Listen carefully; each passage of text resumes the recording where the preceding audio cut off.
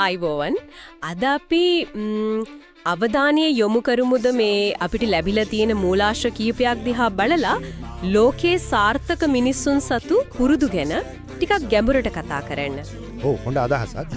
මොකද මේ මූලාශ්‍රවල එහෙම මූලිකවම කියවෙන දෙයක් තමයි අර සාර්ථකත්වය කියන එක. නිකම් වාසනාව මත එන දෙයක් නෙවෙයි කියන එක. ඒ කියන්නේ හම්බයක් නෙවෙයි. හම්බයක්ම නෙවෙයි. ඒක ඇත්තටම අපි දෙනුවත්ව හදාගන්න පුරුදු අත්තරින නරක පුරුදු මේ වගේ දේවල් වල ප්‍රතිඵලයක් කියලා තමයි කියන්නේ. එතකොට ඒ කියන්නේ දැන් සාර්ථක වුණු අය දිහා බැලුවම අර සාර්ථක නොවු අයට වඩා මොකකරි විශේෂ පුරුදු සෙට් එකක් එහෙම දෙයක් තිබුණා කියලාද මේ මූලාශ්‍ර වලින් කියවෙන්නේ? ඔව් ඒ වගේ දෙයක් තමයි. සමහර විට ඊ අය ඒක දැනුවත් කළා වෙන්නත් පුළුවන් නැත්නම් නොදැනුවත්වම වුණත් අර සාර්ථකත්වයට පාර කපපු පුරුදු වගේක් තිබිලා තියෙනවා. අනිත් අය සමහර විට මේ දේවල් මග ඇරලා. හරි. එතකොට මොනවද මේ කියන සාර්ථකත්ව පුරුදු? දැන් අපි නිතරම අහනවනේ අර උදේ පාන්දරින් නැගිටින එක. ඔව්. ව්‍යායාම කරන එක. නිරන්තර ඉගෙනීම ගැන. නිරන්තර ඉගෙනීම. ඔව්. ඒ කියන්නේ ඉස්කෝලෙන් කැම්පස් එකෙන් අයින් වුණාට පස්සේ ඉගෙන ගන්න එක නවත්තන්නේ නැතුව දිගටම. තමන්ගේ ෆීල්ඩ් එක ගැන වෙන්න පුළුවන් නැත්නම් වෙනත් අලුත් විෂයන් ගැන වෙන්න පුළුවන් පොත් කියවන එක අලුත් දේවල් හොයන එක මොකක් හරි අලුත් ස්කිල් එකක් ඉගෙන ගන්න එක වගේ දේවල් වලට යොමු වෙන එක. ඒ කියන්නේ නිකම්ම තොරතුරු ටිකක් දැනගන්නව විතරක් නෙවෙයි. නෑ ඒකට වඩා එහා ගිහින් ඒ අය හරියට සදාකාලික ශිෂ්‍යයෝ වගේ දිගටම ඉගෙන ගන්නවා. ඒක නම් ඇත්තටම වැදගත් කාරණයක් වගේ. මොකද ලෝකේ වෙනස් වෙන වේගෙත් එක්ක නේද?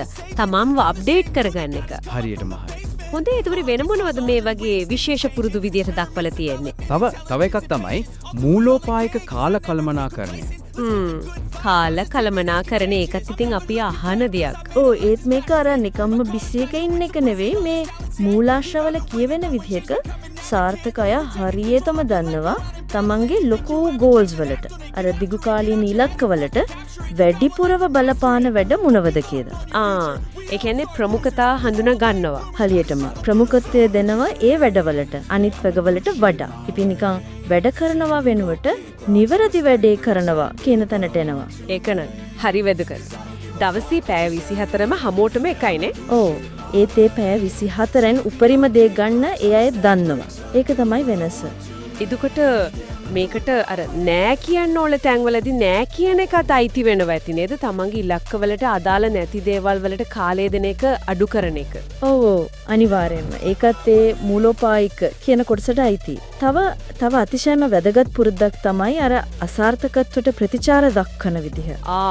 අසාර්ථක වීම එක ගනුදෙනු කරන විදිහ.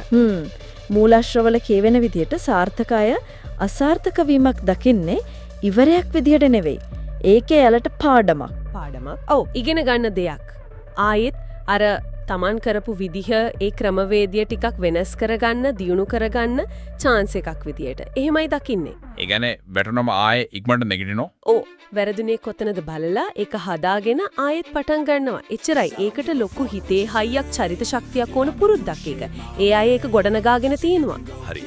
එතකොට මේ නිරන්තර ඉගෙනීම කාලය හරියට කළමනාකරණය කරන එක, කියන මූලෝපායිකව සහ අසාර්ථකත්වය ඉගෙන ගන්න එක මෙම තමයි එහෙනම් මූලාශ්‍ර වලට අනුව සාර්ථකත්වයේ හදන ප්‍රධාන කුළුණු කීපයක් විදිහට අපිට ගන්න පුළුවන්. ඔව් මූලිකවම අවධාරණය වෙන්නේ අර මම කලිනුත් කිව්වා වගේ සාර්ථකත්වය කියන්නේ අහම්බෙන් වෙන දෙයක් නෙවෙයි.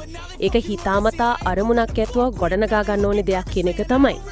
ඉතින් මේ මූලාශ්‍ර වලින් පෙන්වන විදිහට අර සාර්ථක මිනිස්සු කරපු මේ පුරුදු ටික හඳුනාගෙන තමන්ගේ ජීවිතයට ටික හරි එකතු කරගන්න කවුරු හරි උත්සාහ කරනවා නම් තමන් බලාපොරොත්තු වෙන අර ඉලක්කවලට යන්න තියෙන ඉඩකඩ ගොඩක් වැඩි කියලායි කියවෙන්නේ. ඇත්තරම ඒක හිතන්න දෙයක්. අපි හැමදාම කරන පොඩි දේවල් නේද අපේ පුරුදු.